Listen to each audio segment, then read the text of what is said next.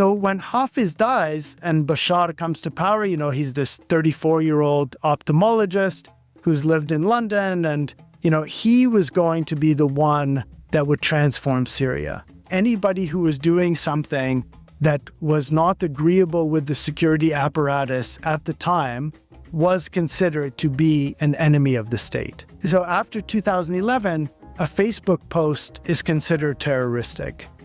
Bringing gauze to protesters is considered terroristic. So people are constantly operating in this environment of ambient fear. Everything is to be feared. The state is to be feared. Your neighbor is to be feared.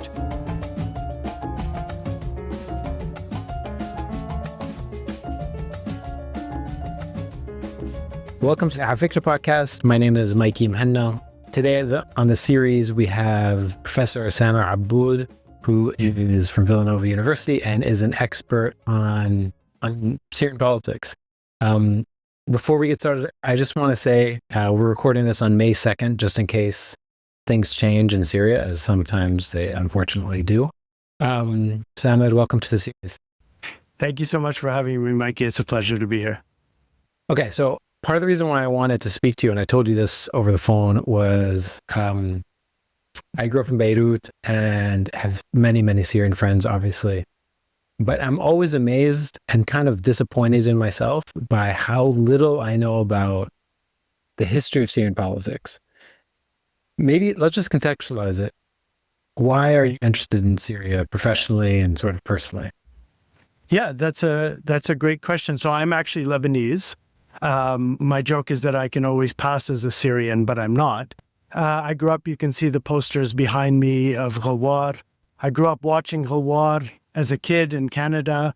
And then when the Lebanese Civil War ended, my family and I went to Lebanon for a trip, 2 months, 2.5 months, something like that. And we spent 2 of those days in Damascus. And from that time, I kind of fell in love with Damascus, with Syria. I mean, I was so young. But it really made an impression on me. And then when I started my doctoral work, this was in the early 2000s. So this is after 9/11. This is war on terror. It's a particular moment in the region's history. And I go with this intention of studying the border between Lebanon and Syria. And basically, to put it simply, what was happening in Lebanon was not as interesting to me as what was happening in Syria. So there were a lot of changes, a lot of economic changes that were happening in Syria that were just really fascinated me. And I shifted my doctoral work to focus on those changes in Syria. And 20 some years later, I continued to conduct research on the country. Okay. That's great. This is like a really good place to start. So I told you beforehand, I kind of want to do an overview of Syrian political history, basically from 1946 until 2011.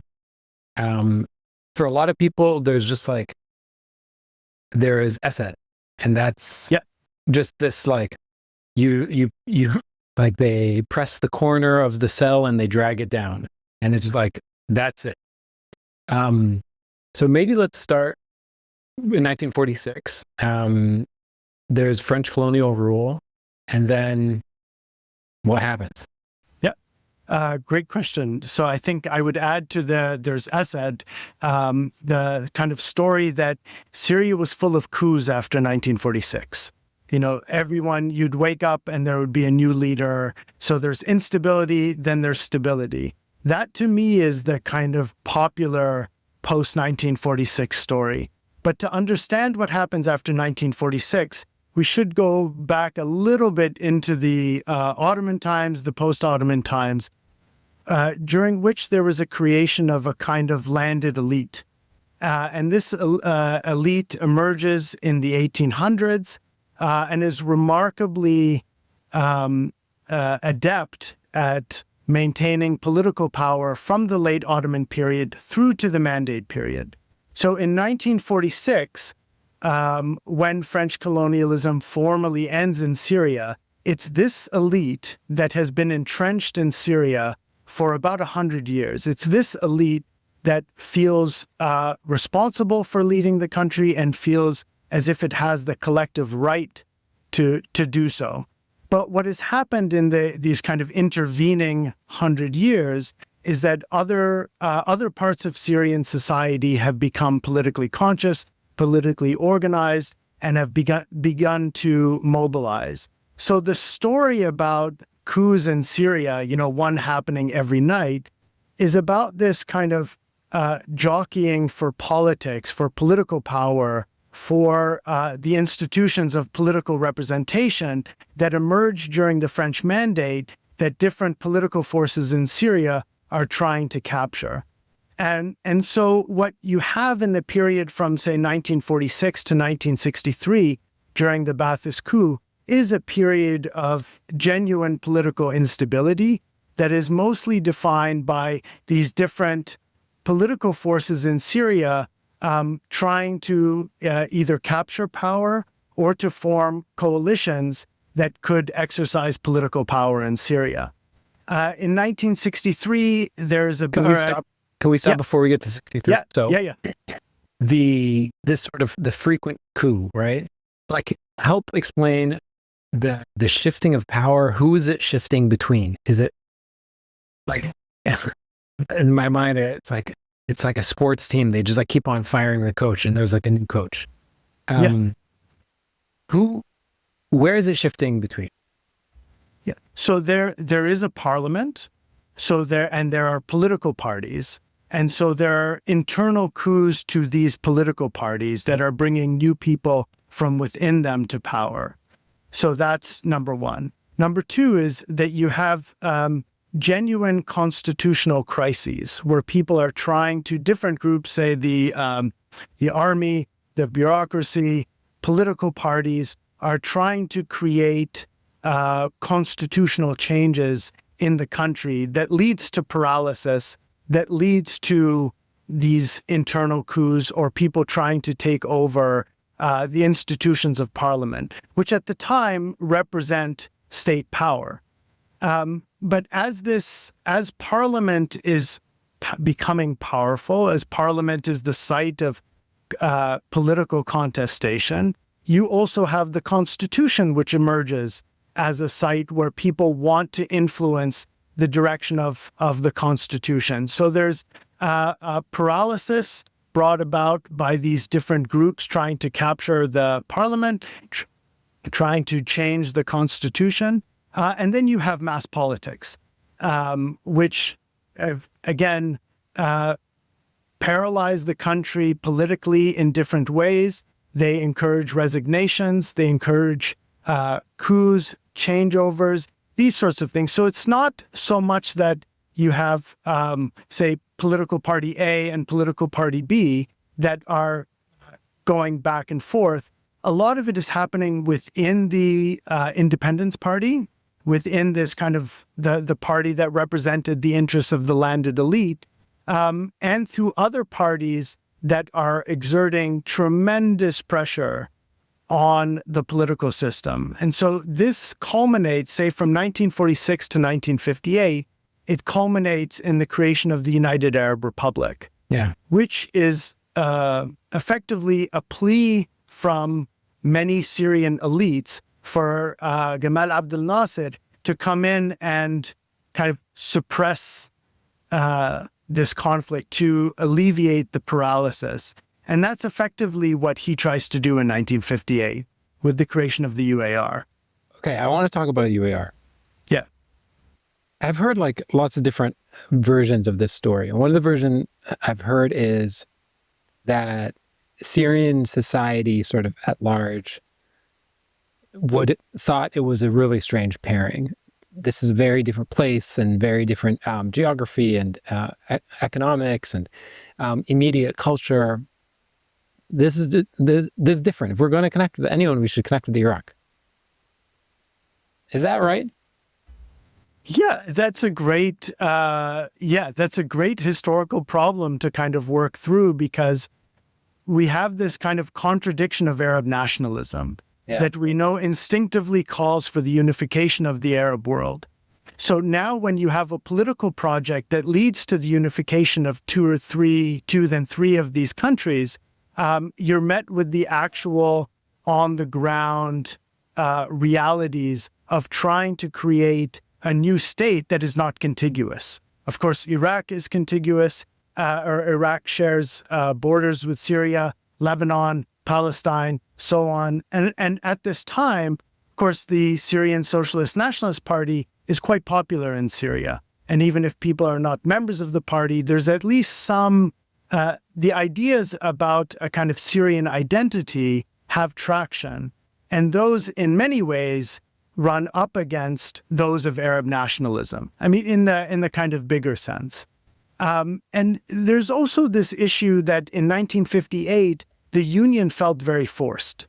And it did not feel like a partnership for many people. It felt like kind of giving Syria to Abdel Nasser, to subjecting like an acquisition, Syria. Less of a merger, more of an acquisition. Yeah, exactly. There's a really great story. The Syrian prime minister at the time, whose name escapes me right now, wrote a letter to Abdel Nasser on the eve of unification and said something like, "Congratulations, you've now received 5 million politicians, 5 million economists, 5 million sociologists." Like, that was the population of Syria at the time. That there was this sense among some in Syria that they needed something like a union with Egypt to prevent this instability, to move away from this political paralysis. You also had segments of Syrian society that were deeply committed ideologically to Arab nationalism. So for them, this was a logical step. But for many others, it wasn't. It, like you said, it didn't make geographic sense, didn't quite make political sense. And then, of course, the terms of the acquisition were so stifling and so detrimental to Syrian political aspirations that the UAR basically collapses under its own weight in 1961. Yeah. Was it Sabri al-Asadi? What's that? Sorry? Was it Sabri al-Asadi? Yeah. Okay. Yeah. Okay, so it collapses on its own weight. Does this change the lived experience of Syrians? Like the characters that Rouad, who's right behind you,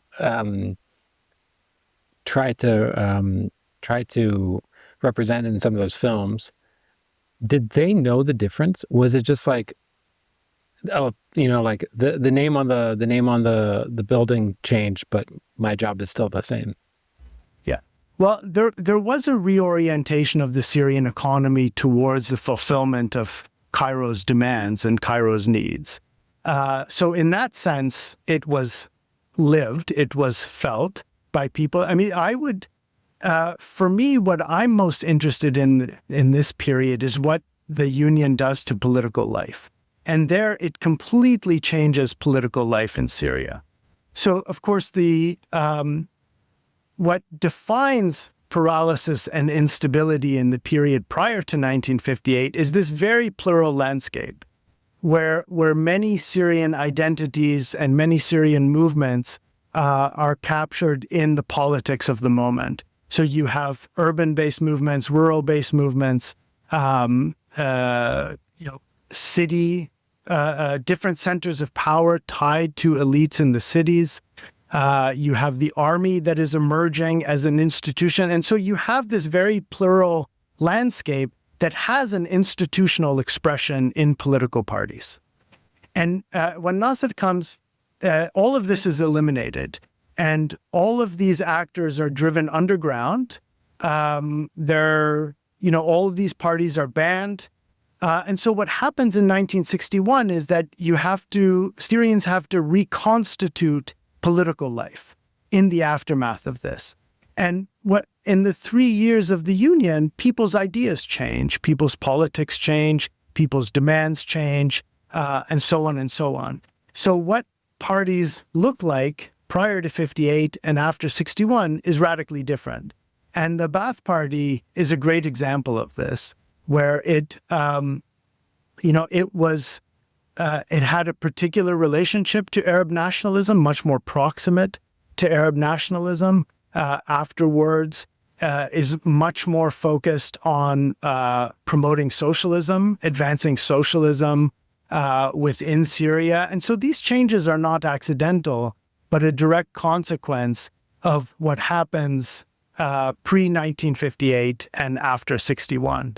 And I would suggest, I mean, this is perhaps maybe romanticizing it a little bit, but this is a very interesting moment of radical politics. We're coming out of Suez, we're coming out, I mean, there's just this very plural radical landscape, and many parties and institutions are trying to figure out where they fit. So the story of Hafez al-Assad's rise, the story that gets repeated all the time is that basically the military is the only space for a rural minority Syrian to gain access to political power. So this explains the movement of many people from the coast, many people from minority communities into the military. And you could say that about all kinds of different social forces within Syria, that they saw different avenues to engaging in politics. Was there, I mean, this is maybe a really stupid question, but was there a Syrian military prior to 1946? Yeah, I mean, they were not, I mean, I don't think it's a stupid question at all. It was, yes, I mean, it was organized by the French, for the French, of course. Yeah. I mean, in the way that colonial armies were organized. But then look at what happened in 1948. Who went and fought for Palestine to prevent the Zionist occupation of Palestine were irregulars. This was not, I mean, effectively they were irregulars. There were members of the Syrian army that were there, but they were not fighting as an army in the way that we think of them now. Yeah. Okay. Let's talk about 1963. If you were to describe what the Ba'ath Party, how it described itself in like 1963, the day before the takeover, how would it describe itself? That's a great question. Could get me in trouble depending on the answer. I mean, it was an Arab socialist party. I think it would have self-defined as an Arab socialist party with its own unique characteristics that were very Syria. I mean, so I don't mean Arab socialism in the way that we may have understood it in Iraq or in Egypt or elsewhere. So what do those next 7 years look like from 63 to 70? How violent is the coup? How does it affect daily life across Syria in different regions? Yeah. So this is actually where the process of the radical reorganization of Syrian society begins. So one way to understand, again, conflict, paralysis, instability in the post-46 period is through this attempt by different social forces within Syria to wrestle power away from the landed elite. And they're trying to hold on to it.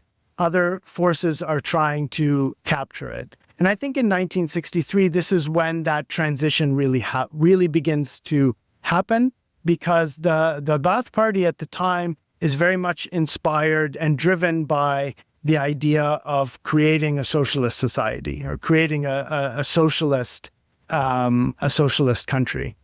And then, so this is where we see very important reforms to Syria's property laws, where we see radical reforms of agriculture, the seeds of a cooperative system that by the 70s had connected 2 million agricultural laborers to the state.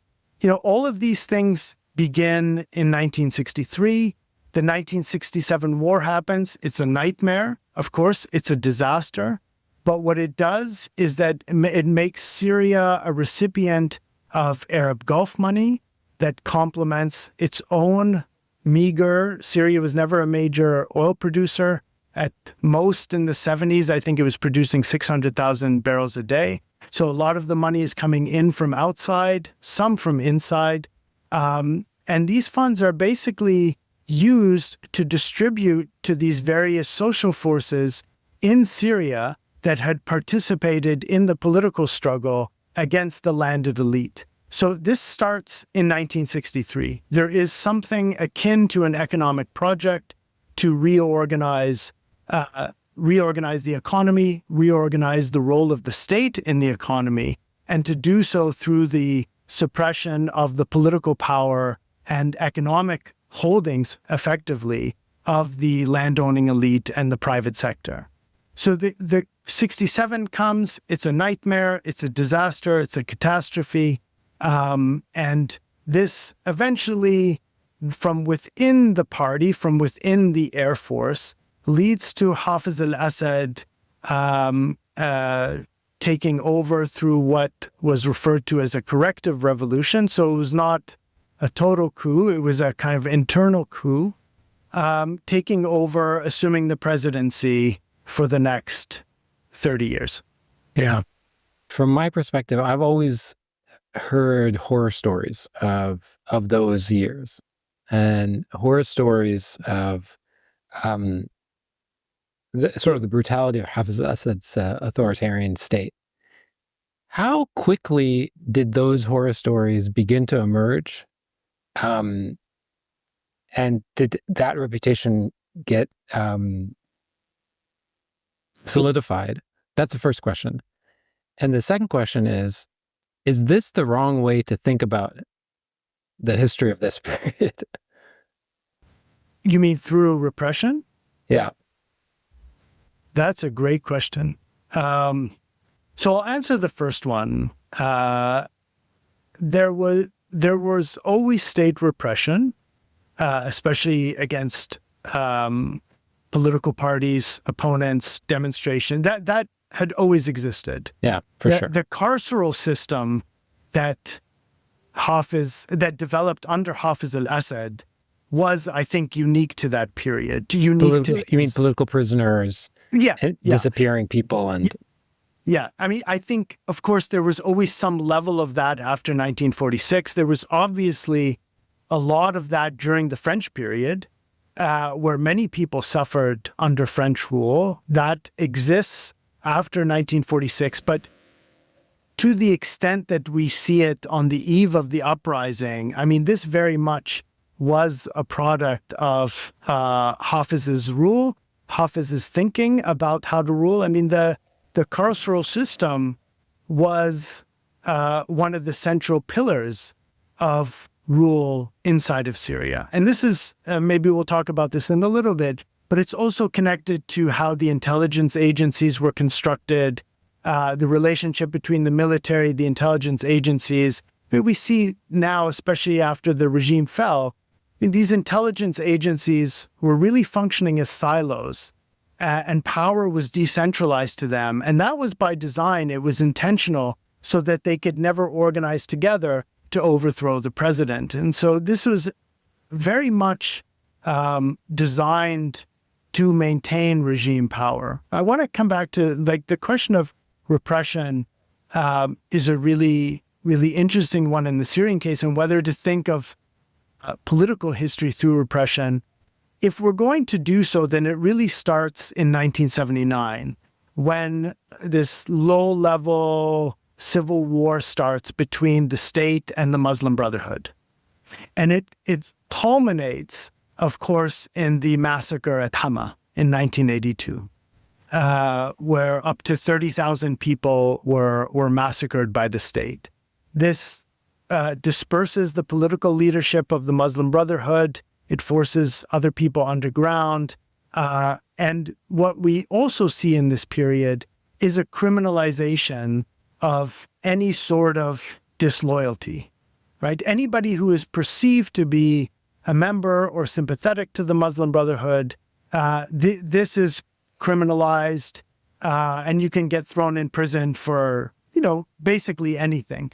If I remember correctly, there used to be a law on the books in Syria that you could not congregate in a mosque in the 15 minutes before or after scheduled prayer time, because they did not want people coming together and organizing at the mosques. And we also know in Syria, under emergency law, that 3 people, any gathering of 3 people could be, that's considered a political gathering, and you could be arrested. And so emergency politics in Syria has roots in the colonial period, of course, has roots in the pre-1970 period, but really accelerates after 1970 and especially after 1979. So the special courts, you had special economic courts for business people who were doing shady things, but then you also had effectively terrorism courts, where they could try people, these 1 or 2 minute sham trials. And so all of this is very much something that emerges out of the early Hafiz al-Assad period. Is there a meaningful economic ideology and a political ideology that undergirds this period, or is it simply might and obedience? Well, I think, again, maybe I'm going to start with a simplification. Yeah, but I and think correct me if the questions I'm asking, I want you to challenge also the questions, because that's part of what I want to do is to challenge the framing, because I have so many blind spots, and part of the reason why I want to speak to you is because I want to challenge my own blind spots, which reveal themselves in the way I ask questions.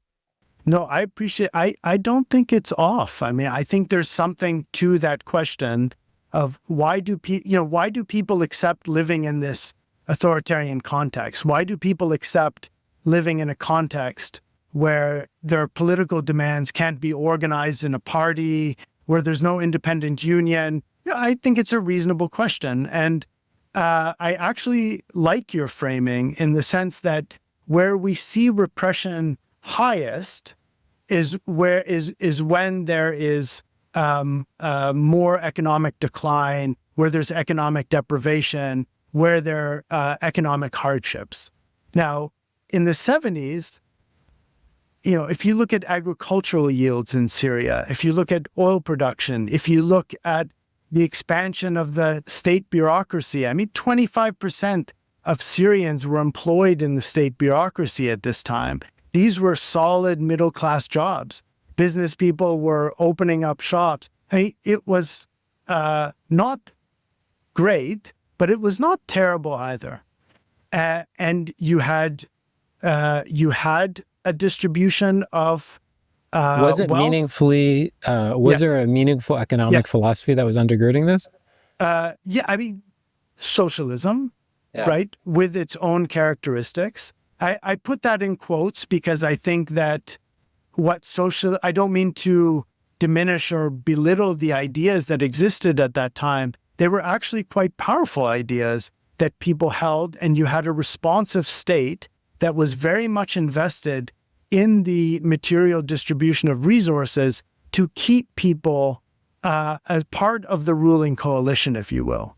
So what the Syrian state was doing effectively was, take price ceilings or take subsidies.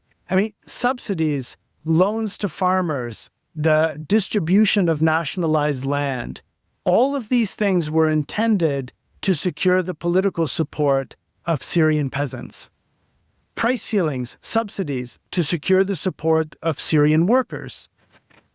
Expansion of the state bureaucracy intended to secure the support of university graduates, and building up the military, and so on and so on.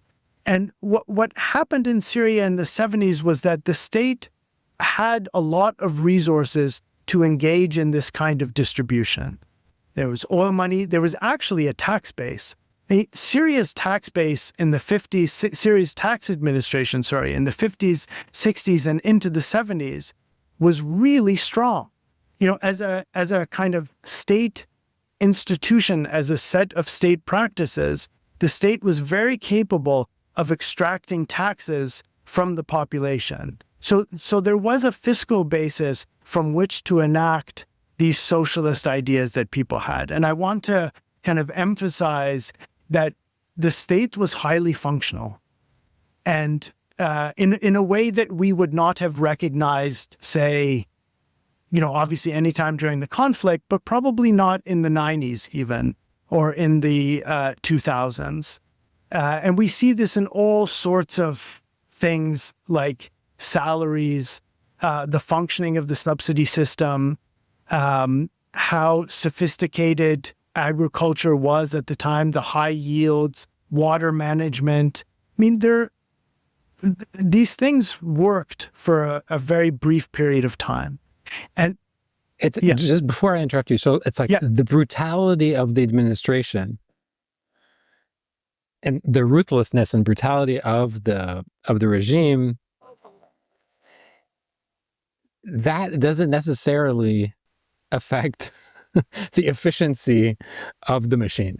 The machine can be brutal and vicious and efficient. Not in the 70s that we're talking, not in this period of the 70s that we're talking about. But eventually, you have neglect kick in the bureaucracy. You have neglect kick in terms of agricultural management, neglect in terms of environmental management, water management. And so the bureaucracy starts to stagnate in a way. And then this is where I guess we could say the might part of the regime begins to rear its ugly head, because people start making demands.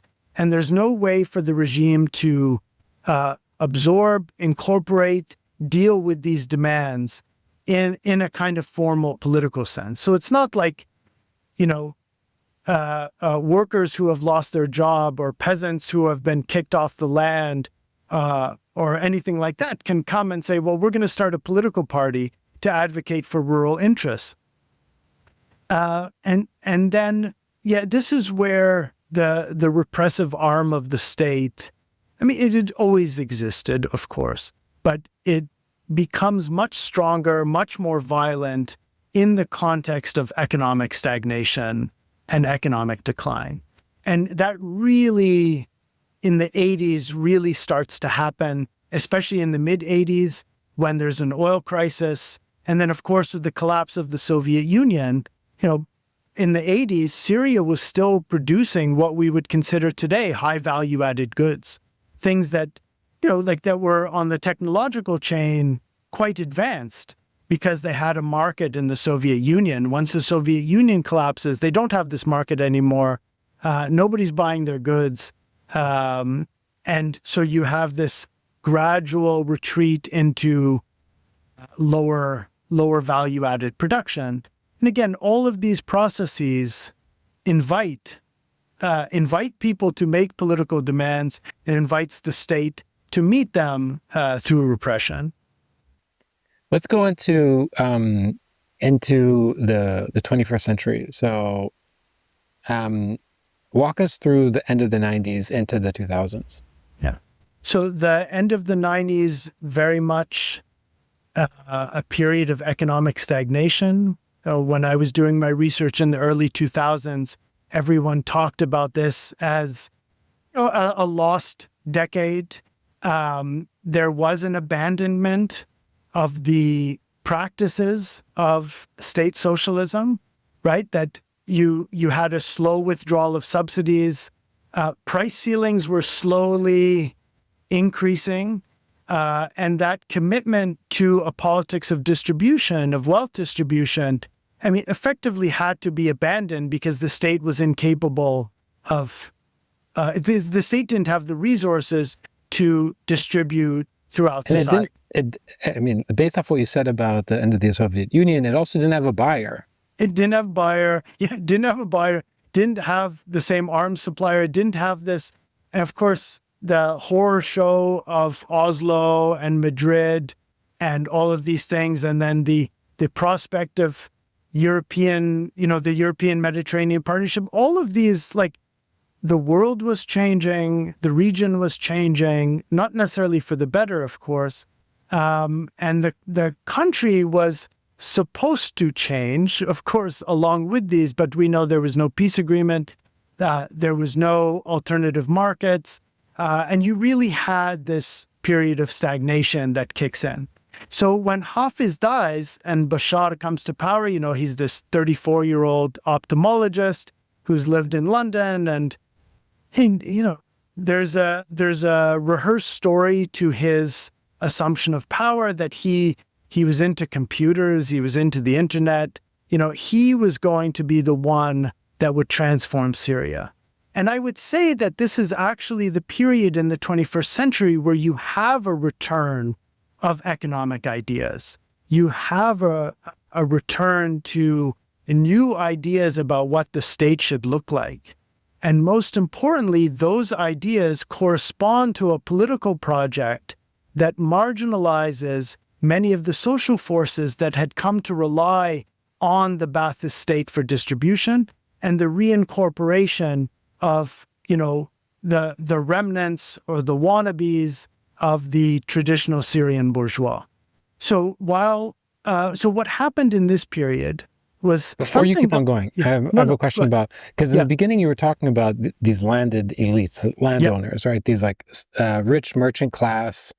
How many of those merchant class leave because of a socialist coup and say, no, I know how this plays out. This is not my team. And then how many of them begin to come back after 2000 when there's this fake privatization opening up to capitalism? Yeah. Oh, that's a really great question. So let's isolate those people for a second. Yeah. I'm also, anyone listening, I'm not disparaging any of these people. No, of course. It's okay to disparage them too. It's okay. Don't worry. I'm just joking. So the strata of the business elite that has its origins in the Ottoman period through the Mandate and so on, many of them stayed. Many of them suffered through the nationalizations, experienced the nationalizations. I think it was Reyhinabush, Rahana, Vatatu, I think they said we're only talking about 3,000 people. We're talking about a small number of people who owned half the country, were less than 1% of the country. That's the nature of the 1%. They're a small group of people. No, that's exactly it. This is the Syrian 1%. Actually existed at one point. So it's tough to tell in terms of numbers, who stay. But what we do know is that many of them do disperse. Many of them go to the Gulf, many in North America, Europe, other parts of the Arab world, North Africa. And there is this dispersion, right? And we have evidence of this dispersion after 2011 when you have these sudden groupings of Syrian business elites as political actors within the Syrian opposition. So I think they called themselves I can't remember, they had different variations, but all of these really wealthy Syrians who had not lived in Syria since the 70s, their parents had not lived, all of a sudden emerged as members of the opposition. So many of them were based in the Gulf. They were cultivated politically by Gulf states after 2011. And so we know that they continue to exist. But the more interesting thing that happens in 2011 is that alongside these remnants that we see in the chambers of commerce, of industry, in Halab, in Damascus, in the major cities, alongside these guys is this kind of nouveau wannabe, this new elite in a way that is deeply connected to the security apparatus and the political apparatus. So these are the sons and daughters of the powerful who have no training, no tradition in business. This is the kind of Rami Makhloufs of the world who emerge, and their sole claim to economic power or economic rights is their proximity to state power.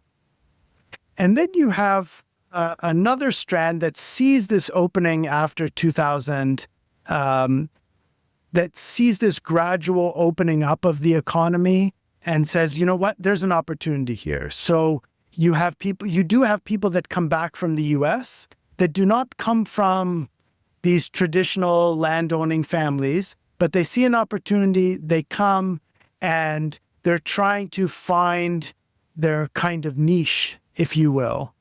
And then there is this kind of general attempt, it's very vague, but there's a minister of expatriates who is trying to bring Syrian money back.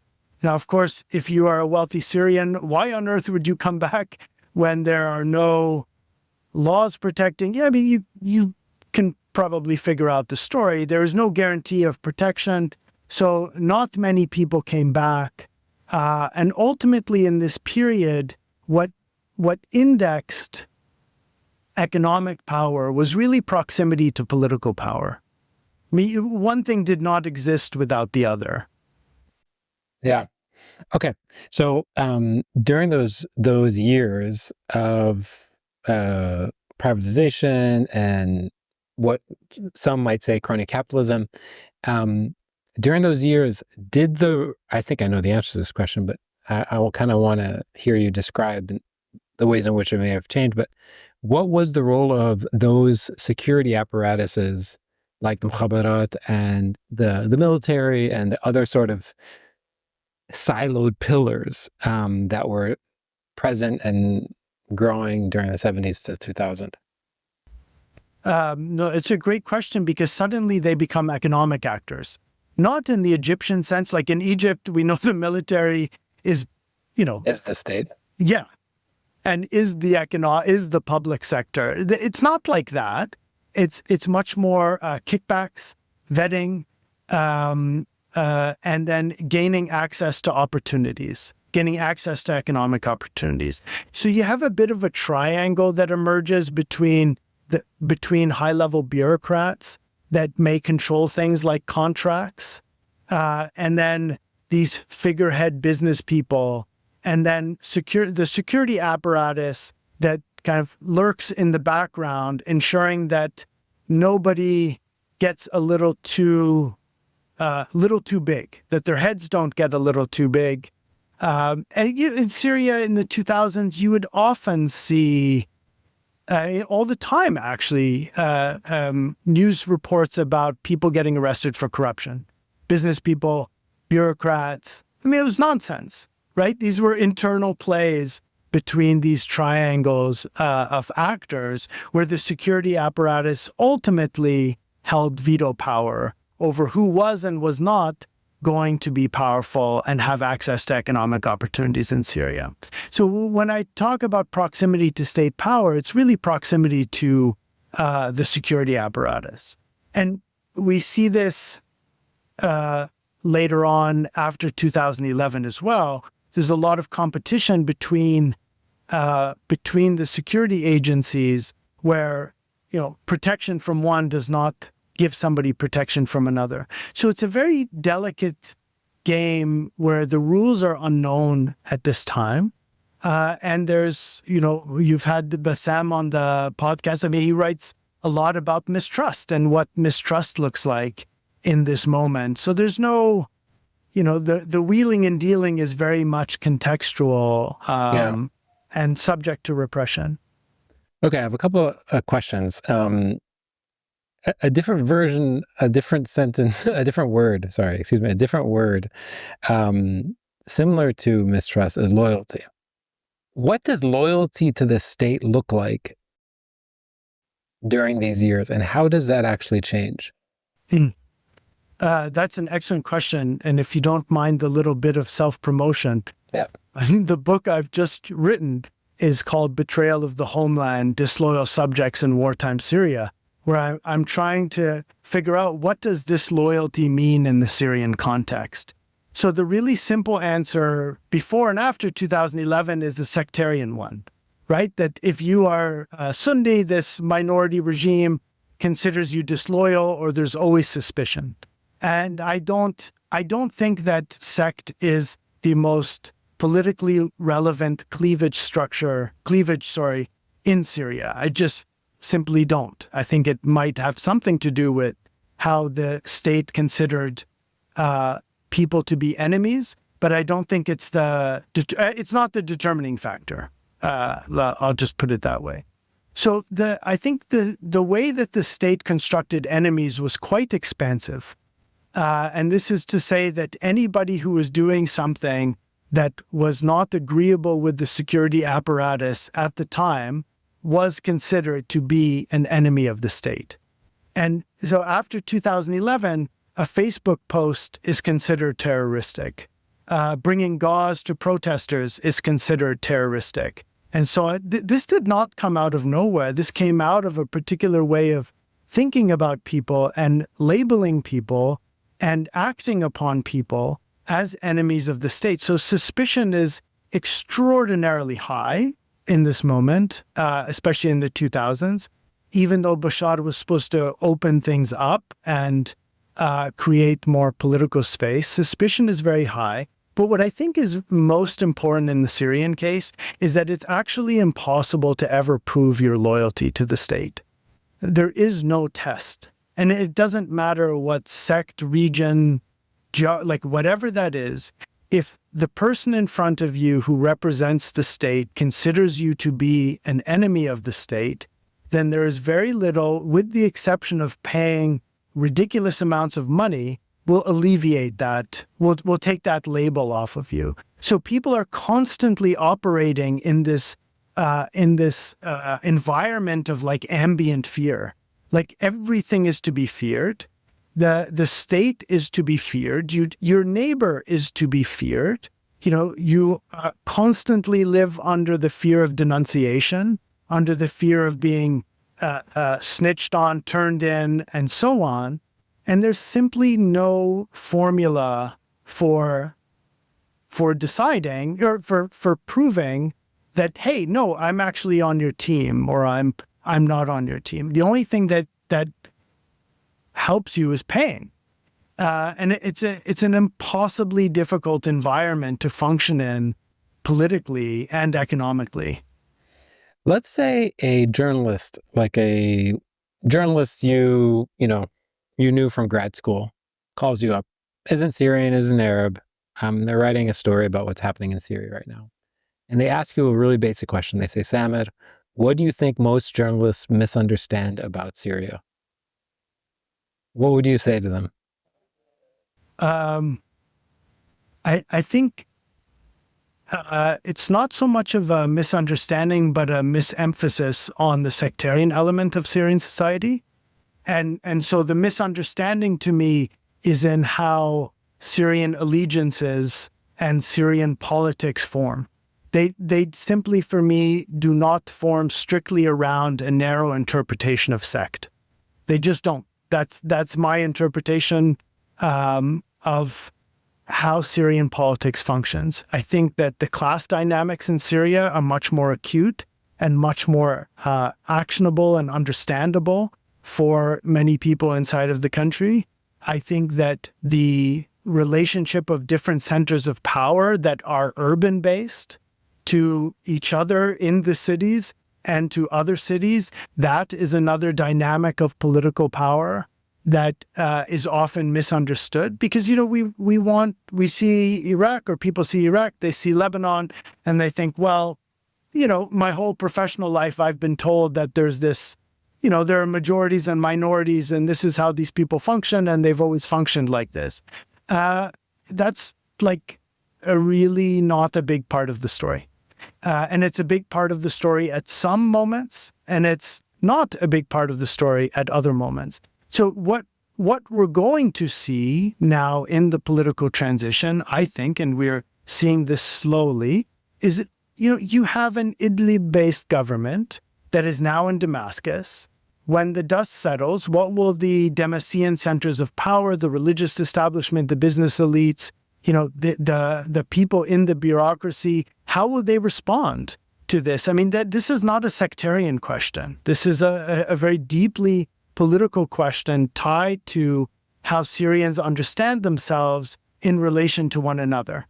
And I think that people just don't understand that, and they want often to try and fit Syrian politics in these very narrow ways of conceiving of identity in politics and conflict, for that matter.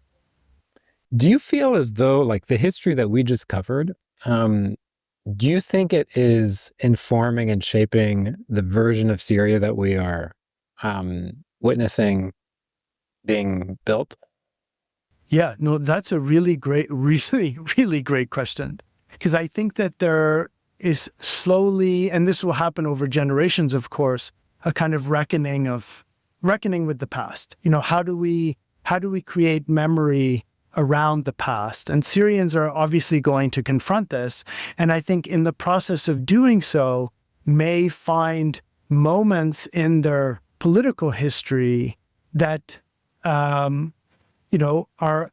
get animated, right? So I want to maybe shift a little bit and ask this question about, like, is this actually the victory of the Syrian revolution, right? So how do we define victory? Is it the fall of the regime? Then if that's how we define victory, then of course this is a victory in any sense of that term. But who has taken power in Syria? Does the political transition that is happening now reflect the revolutionary politics of many people? Does it reflect even the ambivalent politics that people held? People that didn't care, they wanted all these things to end. And I think that what will slowly emerge in Syria is perhaps contestation over what the revolution means and what it means for a political transition in Syria to be led by one of the many groups that considered itself to be part of the political opposition and the revolution. Now, there is a version of this, of course, that ends with the net being cast wide. Many of the people who have claims to revolutionary politics or who want to make claims on the state, that they get incorporated. That's certainly a possibility. But if that does not happen, then what are the consequences for reimagining Syrian political history? Do we start to think of this moment in terms of continuity, right? It's just a new kind of concentration of power? Or do we think of it in terms, or maybe a better way to ask is, where are the continuities, where are the ruptures between Syria's political history? So right now, we're in a moment where it is acceptable, convenient, understandable for all of us, myself included, to get caught up in this political moment of the regime's collapse and say, rupture, right? Total rupture. But I don't think that's happening, right? So I'll give you, if you don't mind, one example. Yeah. During the war, the regime, so they had this thing called the reconciliation process. When they would besiege an area, they would tell all the fighters and civilians, you have two choices. The regime, it would be Russian military, regime, Syrian army, militias, whoever was implementing the siege. They would come to the people who were besieged and they would say, you have two options. Your first option is that you pledge loyalty to us, right? And you get to stay, if you're a civilian, you get to stay in your home. If you're a fighter, you are remobilized into the army. And if you don't want to, we will guarantee you passage to Idlib. So that's how all the armed groups, many of the armed groups, ended up in Idlib. And those people who were sent to Idlib were basically denationalized. They weren't formally stripped of their citizenship, but they were forbidden from living in areas under regime control. They were documented and so on. When civilians started coming back, the regime used this strategy of reconciliation with them as well, and they subjected them to something called the settlement process. This was effectively a loyalty test, where when you presented yourself to the state, when you were coming back, either at the Jordanian border, the Lebanese border, or, in your town, you had to prove that your displacement was caused by terrorism, right? You had to prove that you left not because you hated the state, but because you loved the state and there was nothing else you could do but leave, and now you're coming back, okay? So this was a way to create loyal and disloyal subjects. So if you didn't come back, why aren't you coming back? You're disloyal. So you think of this as a very particular kind of state practice intended to decide who's a friend and who's an enemy, right? December 8th happens. Almost immediately, the new political authorities create a settlement process. They use the exact same language to describe it. It's the exact same process. Former regime soldiers, anybody associated with the regime, has to come, give up their weapon, right, and prove that they were low level, they didn't hurt anybody. So the regime used this language of any hand stained in Syrian blood would not be allowed back. The new political authorities use the exact same language, hands stained in Syrian blood. It's the exact same process to decide who is a friend of the new state and who is an enemy of the new state. They get cards saying basically that they're amnestied. And so, I bring up this example, which is meaningful to me in my own work and my own thinking, but it is also meaningful for the bigger question about continuities and ruptures. We see this absorption of similar practices. So where is this going to lead? Right now, many people think, well, yeah, they should be targeted. There should be a transitional justice program. But what if then now we see a very narrow definition of who is a state enemy. So even a police officer is not a state enemy. It's who is commanding him. It's not necessarily the prison guard, but it's like who is running the prison. What if that gets bigger, right? What does that mean for how we understand questions of Syrian history, but also of telling Syrian history through political repression? So I think back to the political repression question, it's a great one. Yeah. Okay. I'm going to ask you one last question before we wrap up, which is, speaking of history and who writes it and what history gets erased, if you were to put together a reading list for a freshman in college who wants to learn about Syria, what would be on that reading list? Oh, that's a great. Or watch. Yeah. So there are several prison documentaries. I think that would be I think Return to Tadmur, I think, is one of them. Any access to those, I think, would be great. The Shell by Mustafa Khalifa, which is a novel. Khalid Khalifa's work, of course, also a novelist. I just think these books give remarkable insight into Syrian history. Dima Wanusa's book, The Frightened Ones, this is a remarkable book, and the translation, I've only read the English version. The translation is incredible, and I think for anybody interested in fear in Syria, how it is cultivated, how it is experienced and lived, the history of repression, all of these novels do a really wonderful job of capturing that. There's a novel in Arabic called 9 Days. I'm trying to remember the author now.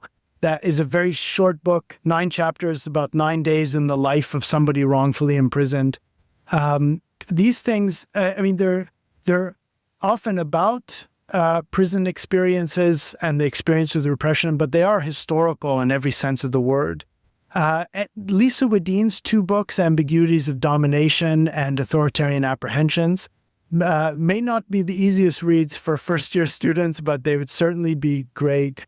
Bassam's book on the political economy of Syria is also wonderful. A great perspective from, or a great book about the state is Volker Perthes's, I mean, it's a really old book, but it's still great, The Political Economy of Syria under Assad.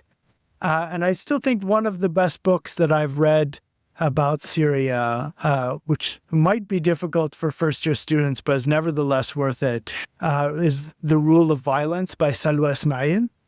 And what she's doing in that book is looking at the memoirs of former prisoners and trying to understand the history of state violence in Syria through their emotions expressed in memoirs and other forms of cultural production.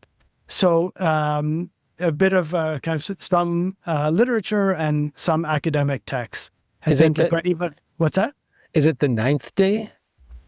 The Ninth Day? Who's the author? Muhammad Katarji? Yes. Okay. Yes. Yeah. Yeah. Okay. That's it. Yeah. The Ninth Day. Sorry. Yeah.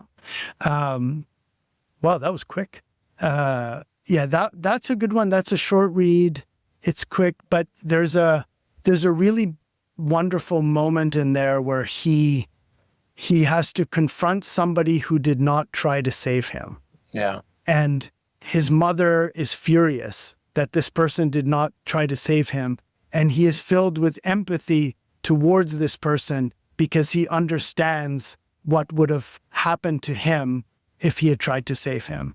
So instead of feeling bad about himself, and it's the way it's described is to me really captures a lot of the fear that Syrians lived with. Since you have two Rawada movie posters behind you, what films do you think Rawad or Hamid Mahrout, including them or looking at other folks, what films do you think capture Syrian life best and talk about politics without talking about politics best? Well, Kesak Ya Watan is the classic, of course. There's a very grainy version online. On YouTube. Unfortunately, it's not translated, so I don't know if there are translations available there. I will say, and this is a bit of a deviation, there's a Syrian filmmaker named Joud Said who has made several films about Syrian life after 2011. And these are all films from a kind of loyalist perspective. And I did share these films with some Syrian friends, and they said, this is not my Syria, which I totally understand. But I do think that it is important to understand that narrative of history and how it informed people's thinking and experiences after 2011. It's certainly not critical of the state. I mean, these are all state-funded projects and that. But for me, the classic, of course, is Kesak Ya Watan. And, really, I know people are not crazy about this, but Spotlight, the comedy, I like it. I think that especially the earlier stuff was super smart. Mafi Amal, which is a show, 1 + 1 = 3. I mean, these things were, there's another drama that escapes me now about a prisoner who has to team up with an intelligence officer. And it's this amazing critique of the security apparatus that I can't believe got through all the censors and all that.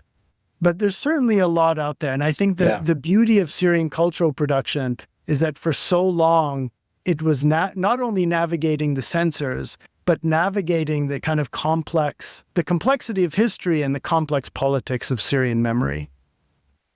Samer, man, thanks so much for doing this. I really appreciate it. You've been so generous. Thank you so much for having me. If anybody wants to find you online or find your books, I think it's pretty easy to find. If you want to, you're also the editor of the Syria page on Jadaliya, so people can find work there. One of them. Anything else I should plug? No, in these trying times, I'm trying to hide online, but I am I am. You can find me if needed. Don't But go thank looking you for so him. much. Don't go looking for Samer. Yeah. Again. Yeah, I've learned my lesson. Yeah. Don't go looking for me. Thank Thanks you so so much. much, Mikey. This is wonderful.